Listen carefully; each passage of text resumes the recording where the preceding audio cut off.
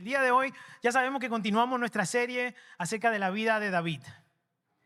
La vida de David. Esta serie se llama Vida de un Rey. Y hoy vamos a hablar de algo, de una palabra un poquito pesada. De algo que tal vez lo decimos con frecuencia, pero a veces no realmente lo decimos con la intensidad o con el corazón verdadero.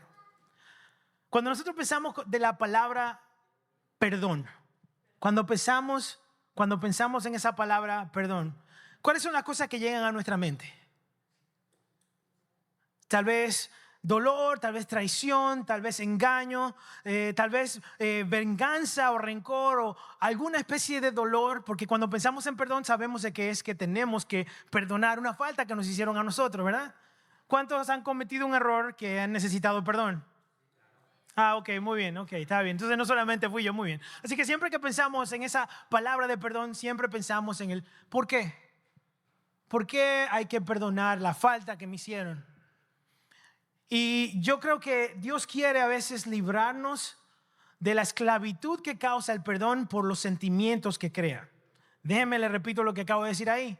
A veces nosotros, por falta de perdón, nos aprisionamos y entramos en cárceles de emociones simplemente porque no soltamos, no dejamos.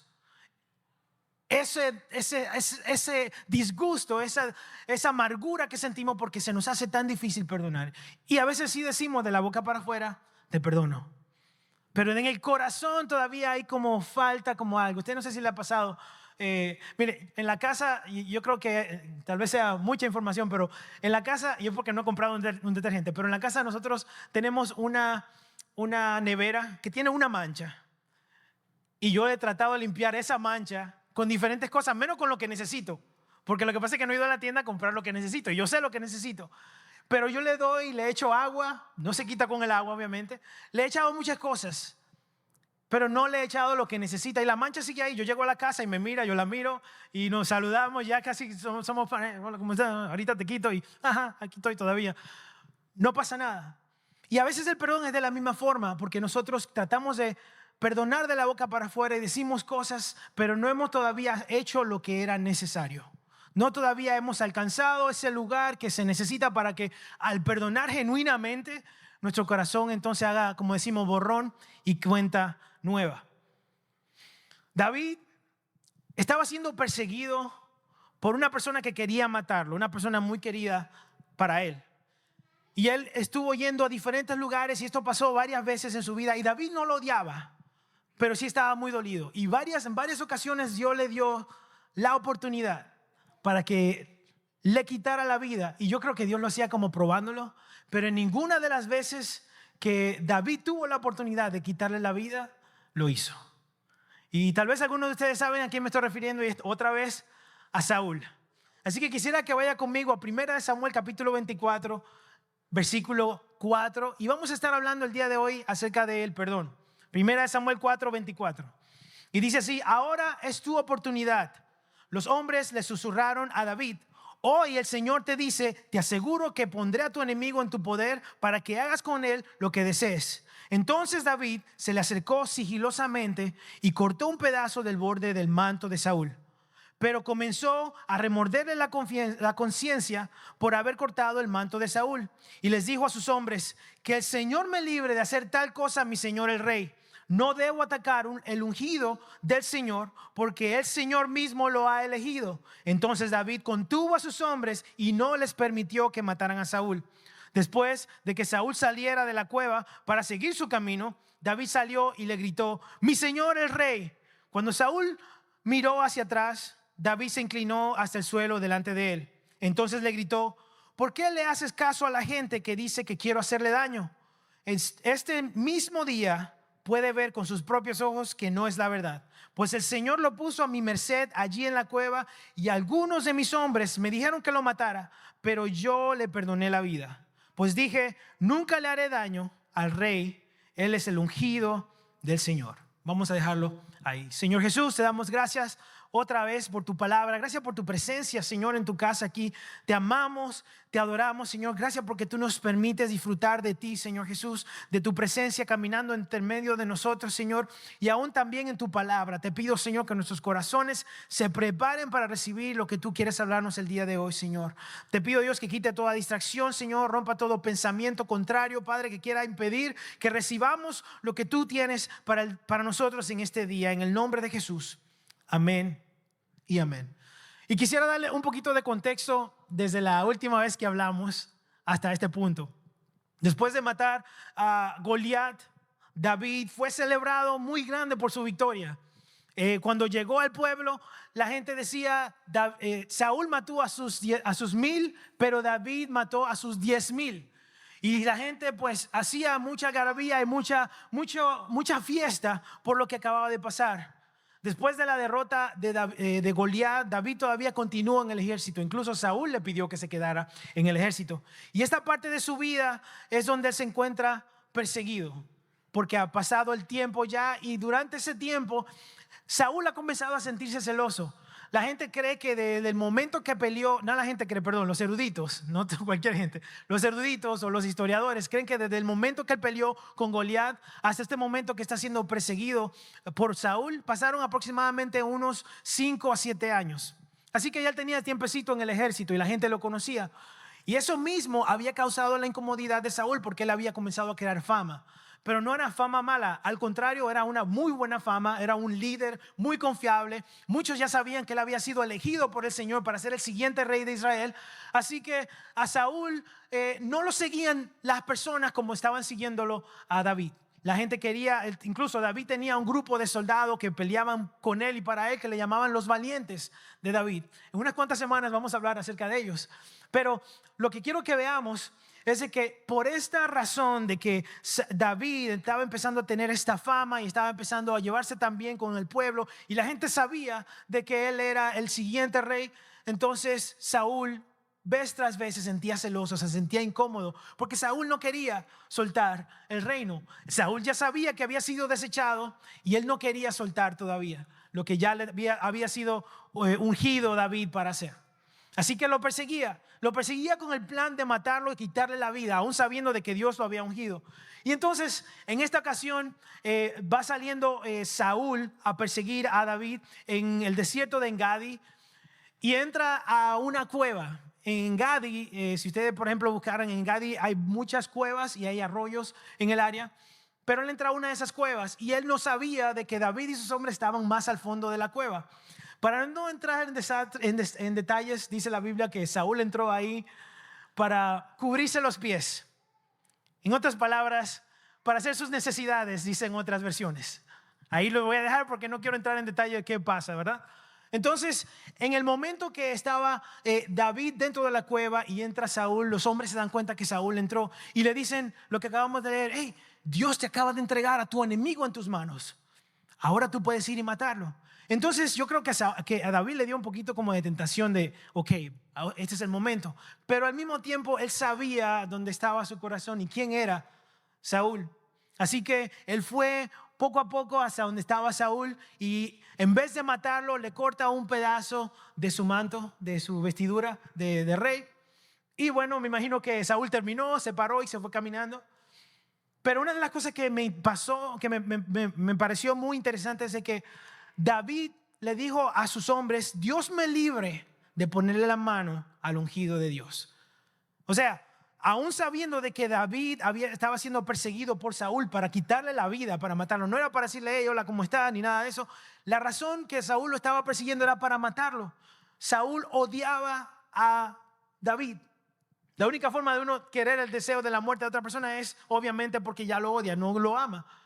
Y Saúl estaba encontrándose en esa situación, pero David, en vez de tomar el camino más fácil, él decidió hacer lo más difícil, pero a la vez lo más conveniente y lo que a Dios le iba a agradar, y era perdonar a Saúl. Y vamos a ver esto en la vida de David, que eso sucede varias veces. No fue la primera vez, ni fue la última vez que David había tenido que perdonar a Saúl porque quería quitarle la vida. Y yo creo que hablando ahora del perdón, creo que hay dos dificultades acerca del perdón que yo quiero mencionar y durante el mensaje creo que vamos a estar viendo. Y una de esas dos dificultades es que perdonar es aceptar que todos fallamos. Perdonar es aceptar que todos fallamos. Sabe que a veces nuestra falta de perdón es producto de no darnos cuenta de que también somos seres fallidos, personas que fallamos. Y la otra dificultad que creo acerca del perdón es que perdonar es sanar el corazón y no solo decir palabras, no solo de la boca para afuera. Y el proceso de sanar el corazón por una ofensa y tener que perdonar, eso cuesta. Eso cuesta, eso es más difícil que quitarle el sucio que tengo yo en la nevera que le decía. Porque es algo que está dentro, es algo que está en el corazón. Y es una ofensa que muchas veces llega tan profundo que nosotros decimos, es que no hay palabras. Yo no te puedo perdonar, yo no puedo dejar eso. Es que es demasiado lo que me has hecho. El perdón, si hay algo que yo quiero que usted se lleve el día de hoy, es que el perdón nos libera de sentimientos de rencor y amargura y abre puertas para la bendición de Dios para nosotros. Pero es una decisión que tenemos nosotros que tomar. Entonces, ¿qué te está atando a ti el día de hoy? ¿Lo que te hicieron o la decisión de no perdonar? Porque yo estoy seguro que en algún momento quien de nosotros nos han hecho una ofensa, no han hecho algo que nos ha dolido a nosotros. Y a veces no es tanto lo que nos hicieron que nos ata, sino el sentimiento, la amargura, la incomodidad que no podemos soltarlo. No sabemos cómo dejar eso. Y el día de hoy yo quiero que hagamos 3 aspectos acerca del perdón que creo que nos van a llevar a nosotros a vivir libres del rencor. Diga, libres del rencor. El día de hoy, la primera es, el perdón reconoce que la justicia le pertenece a Dios, no a nosotros. La justicia le pertenece a Dios, no a nosotros. Esta semana, el jueves, aprendí una frase nueva. Estaba teniendo una conversación muy interesante con Alain y él dijo, el mono no se ve su rabo. Algunos no se dieron cuenta, no saben qué es. El mono no se ve su rabo. O sea, los ojos nada más ven para afuera. Otro dicho así solamente, no lo entendieron. Bueno, a mí me llamó mucho la atención porque hay mucha verdad en que el mono solo ve su rabo. O sea, la gente no ve los defectos de uno, solamente lo del otro. Ahora sí, caímos. Y hay mucha verdad detrás de eso porque nosotros, el problema de nosotros perdonar muchas veces es porque vemos solamente las faltas de los demás y no nos vemos el rabo a nosotros, que tal vez es demasiado largo. Y creo que esta verdad es tan importante porque una de las mayores faltas de perdón es fijarse en las imperfecciones de los demás. Entonces nos sentimos tentados a decretar juicio de una vez, a decir, no, es que tú hiciste esto y lo otro y tal vez tú tienes razón, tal vez esa persona falló, pero nosotros cometemos un error y es que fácilmente o nos sentimos tentados a la venganza. Y no es el nombre de una telenovela. Bueno, tal vez fue alguna vez, pero nos sentimos tentados a la venganza. Queremos vengarnos. Queremos que esa persona pague por lo que hizo, porque me dolió, me hirió, y no puede ser que se quede así. Tiene algo que pasar, tiene que haber justicia. Entonces nos tomamos nosotros en las manos el querer ser los justicieros cuando nosotros mismos ni siquiera somos justos. Por eso le decía que parte de esto del perdón es que nosotros tenemos que entender y reconocer que la justicia le pertenece solamente a Dios. Nosotros, si de verdad queremos servirle a Dios, si de verdad queremos ser hijos de Dios, entonces debemos querer ser como Jesús. Si ha existido alguien que podría acabar con todos sus enemigos, que le hicieron daño, que lo torturaron, que lo mataron y no lo hizo, fue Jesucristo. Él tenía el poder para acabar con todos ahí en ese momento sin ninguna objeción.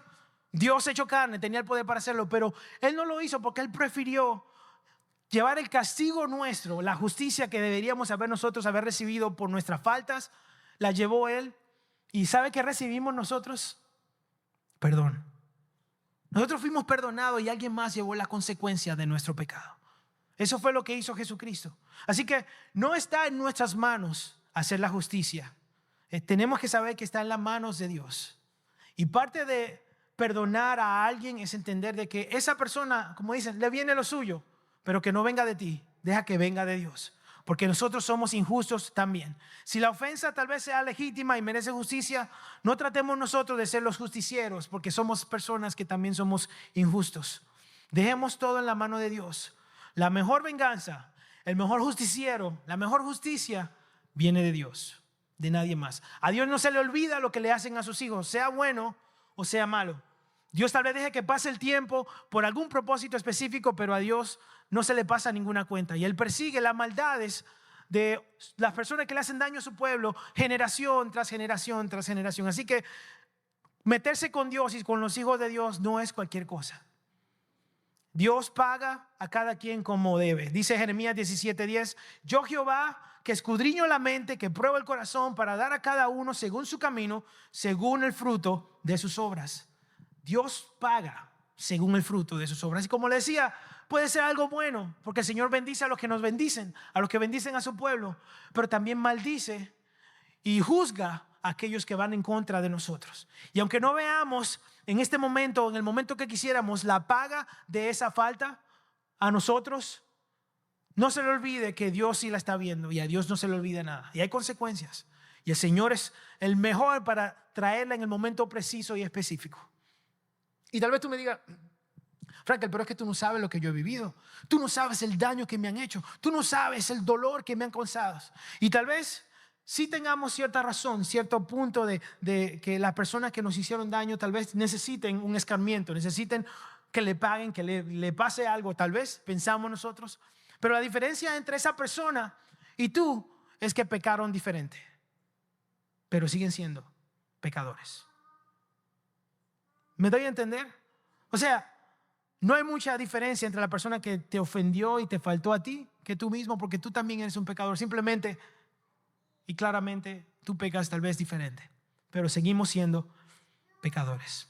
David había sufrido, él había tenido que dejar su casa, su familia, había tenido que irse con sus hombres al desierto, corriendo porque Saúl lo estaba persiguiendo para matarlo.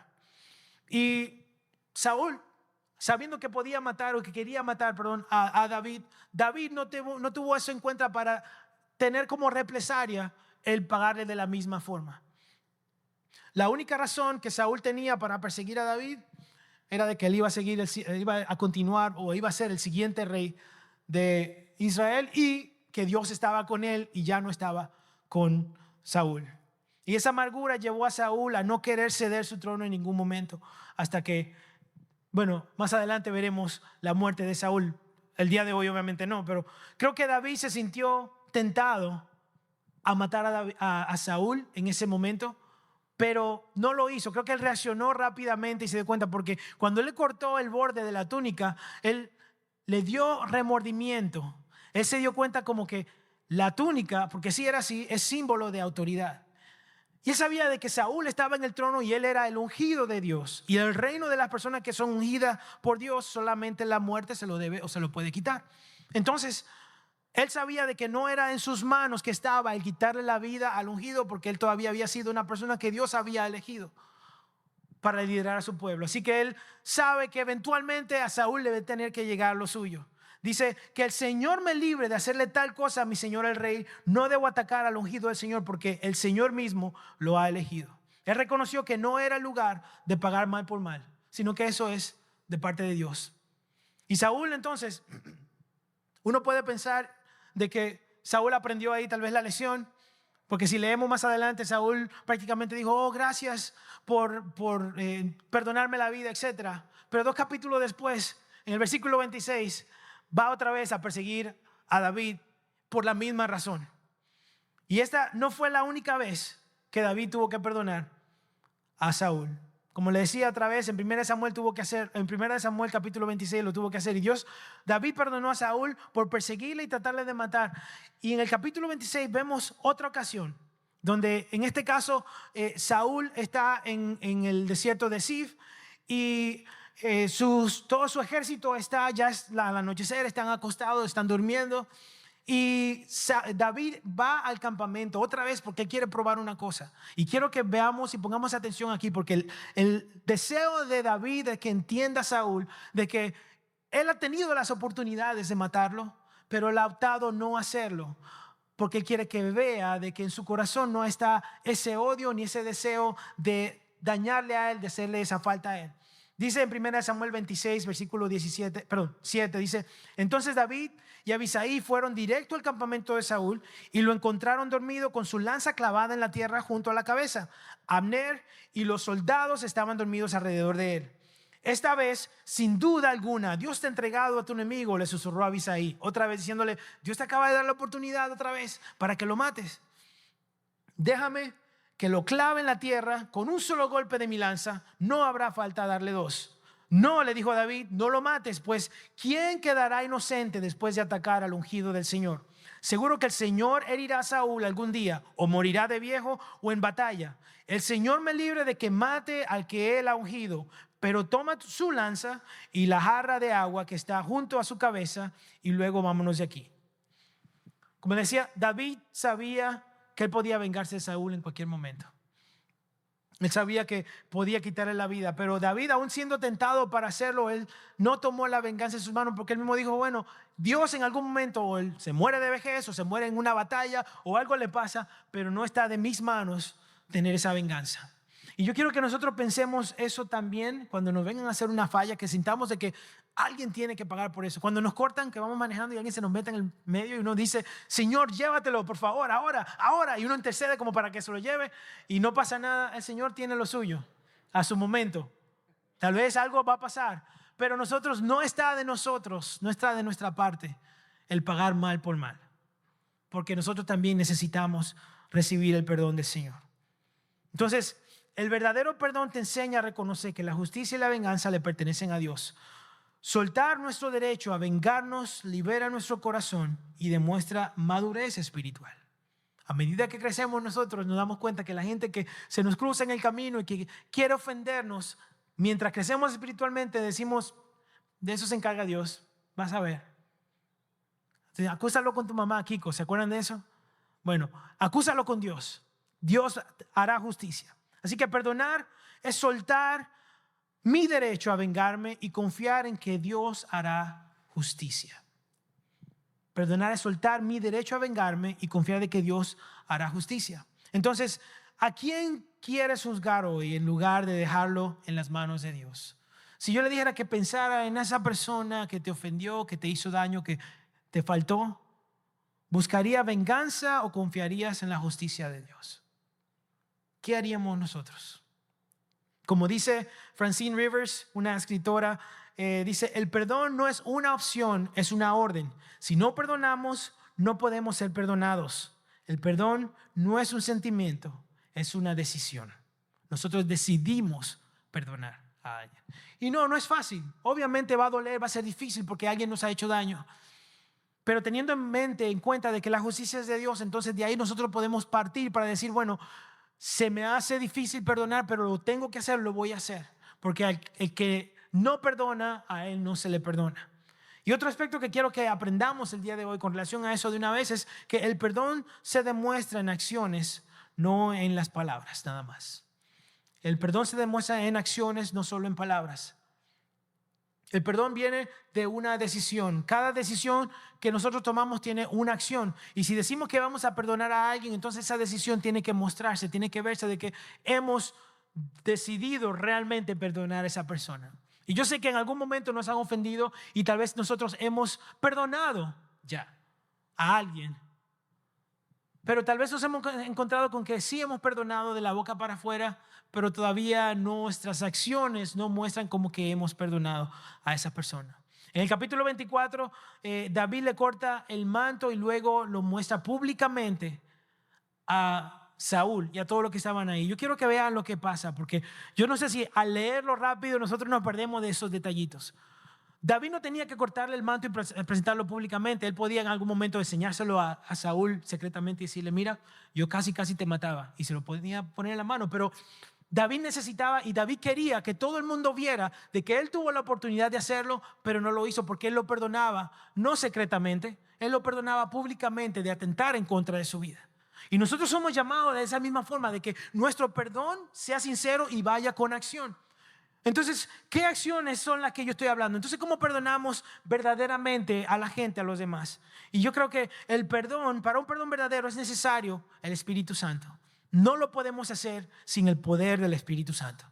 Es imposible perdonar a una persona sinceramente si nosotros no tenemos el poder del Espíritu Santo, porque necesitamos que nuestra carne sea rota y que sea la vida espiritual que madure y crezca y podamos nosotros caminar hacia adelante.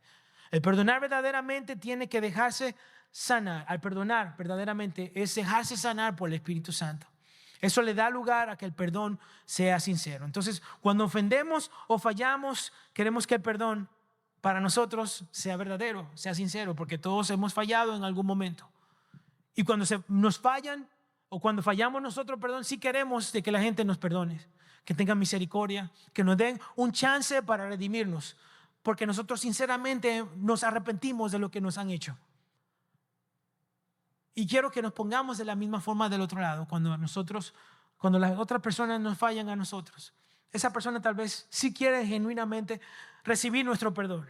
Y el verdadero perdón no se queda en teoría, se refleja en cómo trato a otros, aunque yo me haya sido o ya me sienta herido, aunque me hayan herido.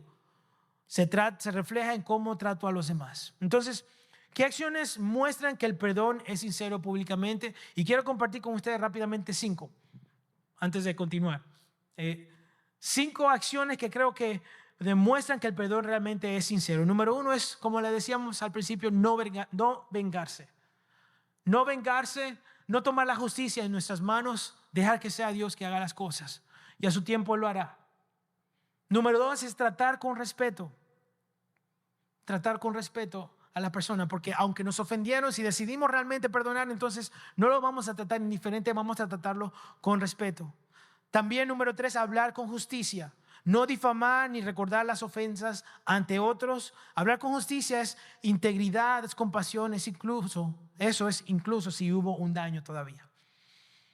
Mostrar misericordia también es aceptar los errores sin humillación, sin ser humillado, sin humillar a la otra persona. No avergonzar públicamente a quien nos ofendió, sino mostrar misericordia en actos concretos. Y por último, actuar con integridad.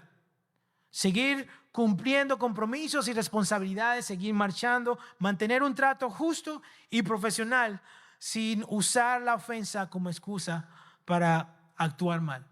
Porque automáticamente nosotros nos sentimos tentados a actuar mal. Y creo que ahí se refleja mucho dónde estamos viviendo, si estamos viviendo en la carne o si estamos viviendo en el espíritu.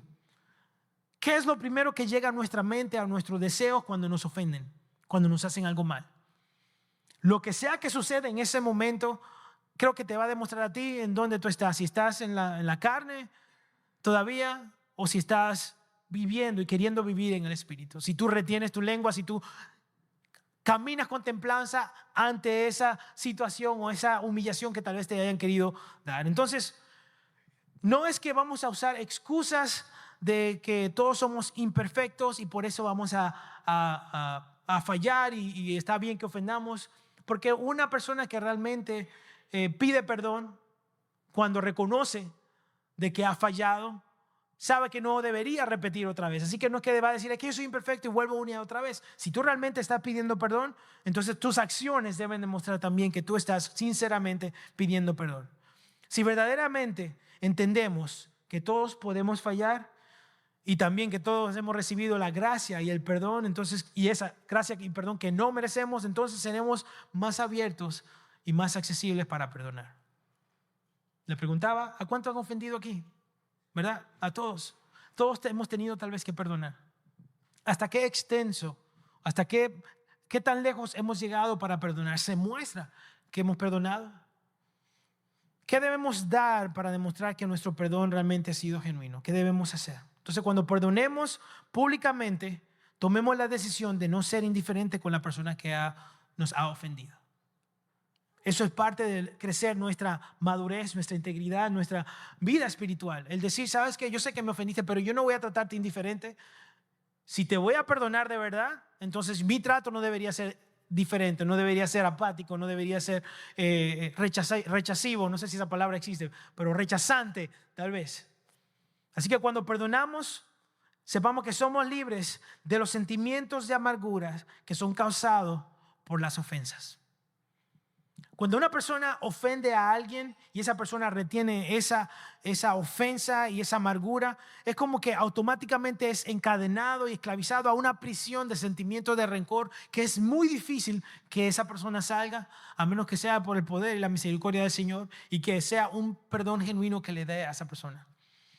Cuando realmente consigues el detergente para borrar la mancha, cuando consigues exactamente lo que necesita para poder quitar ese rencor, que es la presencia de Dios, el Espíritu Santo. Entonces, el perdón libera el corazón y le decía que abre la puerta a la bendición de Dios. Eso hace el perdón. En ambas ocasiones, David pudo cargar rencor y amargura, pero él eligió soltarlo. La amargura en el corazón, no solo sentimientos, una amargura que vaya bien profundo en el corazón. Y muchas veces se convierten en esas ataduras que le mencionaba, que son como prisiones que no nos dejan salir. Entonces, cuando decidimos perdonar a quienes nos ofenden, eso debilita esas ataduras, esas como esposas que nos ponen en las manos. No son esposas, obviamente. Las esposas que le ponen en las manos. Tiene que haber otro nombre para eso. Yo espero que sí, si no, aquí matan allá abajo. Pero esas ataduras son debilitadas por esa decisión que tomamos nosotros de perdonar y abrir el corazón y romper esas ataduras para dejar entonces que el Señor sea que trate con nuestras vidas. En una de las cartas, o la carta más pequeña que escribió Pablo, fue la carta a Filemón. No sé si ustedes han leído la carta o el libro de Filemón, pero la carta de Filemón fue una carta pequeña que Pablo escribió porque había una persona llamada Onésimo. Onésimo era un sirviente de Filemón que al parecer había robado, había hecho algo a Filemón. Entonces él huyó, porque él era siervo de Filemón, él huyó a Roma. Y en ese tiempo Filemón estaba en Colosia, si no me equivoco. Entonces, cuando pasa esto en Roma, está en la cárcel Pablo y conoce a Onésimo. Y le predica el evangelio a Onésimo y Onésimo recibe el evangelio y es perdonado y es salvo y se convierte entonces en cristiano. Sucede que Filemón iba a la iglesia, tenía una iglesia en su casa que había sido instituida por el evangelio que estaba predicando Pablo. Así que Pablo conocía a Filemón, obviamente le escribió la carta. Y le manda esta carta, si leen el libro, le dice: mira, te quiero enviar nuevamente a Onésimo, pero no quiero que lo veas como una persona que te ha hecho una falta, un daño, un siervo más. Quiero que lo veas ahora como una persona que debes amar, como un siervo, como un hermano en Cristo. Yo solamente puedo imaginarme de que Filemón, cuando se sintió engañado y traicionado y esta persona se fue, lo que quería era justicia. No nos da todos los detalles de todo lo que pasó aquí, pero pensando humanamente, lo que uno quiere es que a esa persona entonces sea encarcelada, algo pase, que pague por la falta que hizo. Y sucede entonces que viene el Señor y lo rescata. Y lo que Pablo le pide a Filemón es que, hey, perdónalo. Y no solamente perdónalo, recíbelo. Recíbelo como un hermano en Cristo. Si a nosotros nos fallaran de una forma tan dolorosa y tan quebrantable, una persona que tal vez no conoce del Señor y de repente conoce al Señor y nosotros ahora tenemos que también perdonarlo porque sabemos que debemos perdonarlo. Creo que es muy fácil hablarlo y decirlo como un ejemplo, pero hasta que lo vivamos, entonces es que nosotros vamos realmente a entender de que, ay, qué duro, Señor, qué difícil, yo no quiero. Y la reacción automática tal vez sea no querer. Pero necesitamos a alguien como Pablo que nos diga: ahora no lo vea como un siervo más, quiero que lo vea como un hermano tuyo, como hermano en Cristo. Y entonces ese llamado, ese clamor a perdón le pide una acción también, que le dice: no solamente ámalo como hermano, recíbelo. O sea, que él vuelva otra vez a tu casa, recíbelo. Y para recibir a una persona así hay que perdonarlo genuinamente. El perdón no se queda en palabras, sino que se demuestra en cómo recibimos a la persona que nos ofendió. Ahí es que probamos realmente si nosotros, o dónde está nuestra fe. Si nosotros vamos a ser como Jesús. Decimos: ¿cuánto quieren ser como Jesús? Y decimos: amén, todo el mundo quiere ser como Jesús. Pues sabe que Jesús tuvo que perdonar a mucha gente que lo ofendía una y otra vez. Incluso le dijo a sus discípulos 70 veces 7. Y eso es muchas veces. Una falta, una y otra vez. Y la gente bromea de que si tú eres casado se gastan muy rápido los primeros 2 meses, los 70 veces 7 se acaban de una vez. Pero la realidad es que nosotros somos llamados a ser como Jesús. ¿Y sabe qué? Jesús todavía tiene que perdonar pecados. Todavía tiene que perdonar ofensas. Y no cualquier ofensas, tus ofensas y mis ofensas. Entonces, ¿quién somos nosotros para no brindar ese perdón también a los demás? El perdón, si usted se da cuenta y abraza el perdón se permite perdonar a los demás, se da cuenta que su corazón se va a ver más y más conforme al corazón de Dios, a lo que Dios quiere. Porque ¿sabe qué Dios hace? Dios perdona. Y si tú quieres ser como Jesús, tienes que perdonar. Entonces, el David perdonar a Saúl preservó su corazón sensible a Dios y lo preparó también para el trono. Y yo creo que era una de las razones por la que Dios permitía que él se encontrara con Saúl una y otra vez y le diera esas oportunidades para ver de qué estaba hecho David. No Dios. Dios sabía de qué estaba hecho David, pero David tenía que tomar la decisión de si metía la pata ahí al matar a Saúl o no. Y lo vamos a ver un momentito más adelante, ahora que vamos a empezar a bajar el avión. En 1 Samuel capítulo 24, en el versículo 12 dice que el Señor juzgue entre nosotros. Tal vez el Señor lo castigue por lo que intenta hacer, pero yo nunca le haré daño. Como dice el antiguo proverbio, de la gente malvada provienen las malas acciones. Así que puede estar seguro de que nunca le haré daño. De todas formas, ¿a quién trata de atrapar el rey de Israel? ¿Debería pasar tiempo persiguiendo a alguien que no vale más que un perro muerto o una sola pulga? Por lo tanto, que el Señor juzgue quién de nosotros tiene la razón y que castigue al culpable. Él es mi defensor y me rescata de su poder. En el versículo 16 dice, cuando David terminó de hablar, Saúl le respondió, y miren lo que dice Saúl: ¿realmente eres tú, David, hijo mío? Enseguida comenzó a llorar y le dijo a David, eres mejor persona que yo porque has devuelto bien por mal. Es cierto, has sido increíblemente bondadoso conmigo porque cuando el Señor me puso en un lugar donde pudiste haberme matado, no lo hiciste. ¿Quién otro dejaría a ir a su enemigo cuando lo tiene en su poder? Que el Señor te recompense bien por la bondad que hoy me has mostrado. Y mira lo que dice aquí el 20. Ahora me doy cuenta de que ciertamente tú serás el rey y de que el reino de Israel prosperará bajo tu gobierno. Ahora se dio cuenta de que realmente había razón por la que había que ungir a David. ¿Por qué? Porque Saúl dijo mismo, si hubiese sido otra persona, tal vez me hubiesen matado. Yo creo que si se hubiesen revertido los papeles, Saúl hace tiempo hubiese matado a David.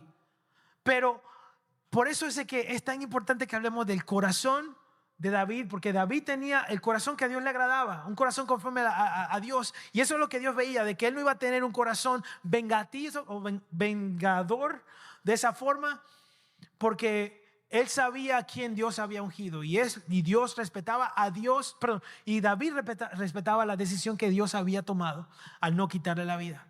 La razón por la que David no le quitaba la vida no era porque no tenía esas oportunidades, no era porque tal vez no tenía dolor en su corazón de que lo perseguían para matarlo, era porque él sabía de que eso no le iba a agradar a Dios. Esa era la razón. Una y otra vez lo vemos, una y otra vez vemos de que Dios me libre de yo levantar mi mano en contra de ese ungido.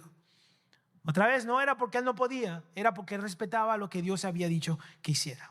Era inevitable que Saúl fuera juzgado y que perdiera el trono. Ya eso había sido decretado. Él perdió el trono por su desobediencia. Pero era totalmente asunto de Dios el cumplirlo, el quitarle la vida a Saúl. No era que estaba en manos de David, era en manos del Señor. En Mateo 18 dice, ay del mundo por los tropiezos, porque es necesario que vengan tropiezos, pero hay de aquel hombre por quien vienen esos tropiezos. Hay de aquellos que te hagan daños, hay de aquellos que te hagan dolor, te den dolor, porque ellos van a tener que verse frente al Señor y van a tener que rendir cuenta ante el Señor. Hay de aquel hombre por quien viene el tropiezo. El juicio de Dios es asunto de Dios. Nos ponemos en una mala posición cuando nos hacemos a nosotros mismos instrumentos de juicio en vez de dejar que Dios haga las cosas. Y lo que yo quiero que entendamos el día de hoy es de que el perdón es una acción que tenemos que llevar, una decisión que tenemos que hacer, que tal vez va a ser difícil, eso lo sabemos. Pero tenemos que hacerlo porque no podemos nosotros llevar nuestras vidas a ser vengativos sabiendo de que tenemos un Dios que es justiciero, un Dios que es justo y nosotros no somos justos. Entonces, cuando perdonemos con sinceridad. Hagámoslo diciendo la verdad. Y entreguémosles al Señor, entreguémosle al Espíritu Santo ese dolor, que Él se va a encargar de borrar esa herida, de romper esa prisión, esa cadena que no permite que nosotros libremente podamos perdonar. Porque el perdonar, cuando perdonamos, entonces vamos a ser liberados. Entonces, quisiera ya para terminar, hacerle una pregunta. ¿A qué o a quién sigues permitiendo que controle tus emociones por no perdonar? ¿Quién o qué te está encadenando a ti por no querer perdonar? Y tome 1 segundo o 2 segundos para pensar en eso, porque sea lo que sea, entonces usted tiene que entregarle eso al Señor. Porque usted está siendo atado, usted está en ataduras de rencor porque no ha podido tener la libertad al perdonar a alguien. Y yo no tengo que saber todo lo que le han hecho necesariamente, pero yo sé, lo que sí sé que hay un Dios que perdona y que tal vez lo que nosotros hemos hecho es peor de lo que lo que el Señor tiene que perdonar muchas veces es peor de lo que nos han hecho a nosotros. Así que hoy yo quiero pedirle a usted que decida perdonar siendo consciente de que muchos de nosotros, o que hay muchos de a nosotros que se nos han sido perdonados. ¿A cuánto han recibido el perdón del Señor? ¿Cuántos han sido perfectos toda su vida? Ni una falta, ni una mancha, ni una arruga. ¿Verdad que no? Todos hemos cometido errores. Todos hemos pecado. Pero también todos hemos recibido perdón por nuestras faltas. Entonces, tomemos la decisión de perdonar. Y yo sé, no le estoy diciendo que va a ser fácil, pero va a ser más difícil si usted no deja que el Espíritu Santo sea que obre en usted. Él es que se encarga de sanar esa herida. Amén.